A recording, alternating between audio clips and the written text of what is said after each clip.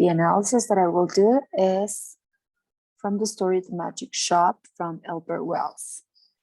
Opening moves. Notice. What I first noticed is the imagination that the writer used for this story. The pattern, I found many things that were used in many times, and that makes the story very interesting and connects the audience with the story, that you engage with it. Contrast.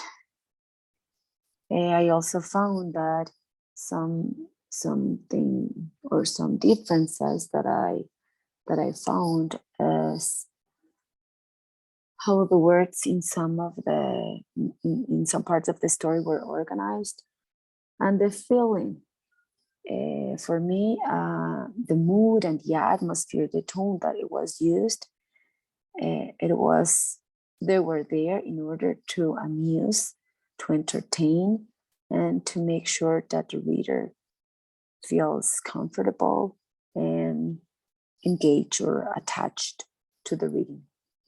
Answering the core questions.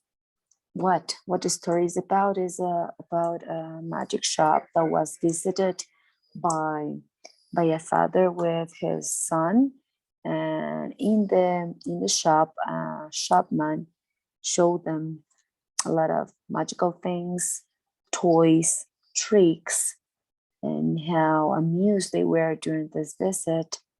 However, at the end, the story makes a turn in which the shopman makes the boy disappear. And in that point, the father gets very afraid of what could happen with his boy. What would you like to know more about? Maybe how the shop looked inside. In my imagination, I was looking how the walls looked, or maybe all the people that were working with this shopman look. So that's what I would like to know more about. What kind of text is it? Is a fiction? It's written. That's the genre of the story, fiction. Who is addressing whom? And the writer is addressing this story to the readers that like this kind of stories, fiction stories. Where and when it is located, or the story took place in a street in London, in a very important street in London where many shops were placed. Finally, how precisely it is done, the vocabulary that is used in some of the sections of the story is very formal, and with vocabulary words that are not common, that we don't use in our daily life, in our daily talks or conversations. Why does it seem to have been written? To amuse. Basically, that's the aim of the purpose of the author, to amuse, to entertain.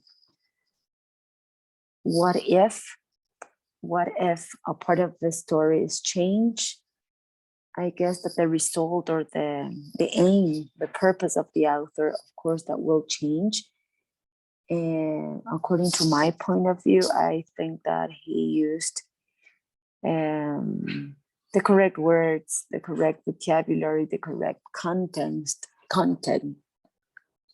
in which the story is written, and how is addressed to the reader. So that's it. Thank you.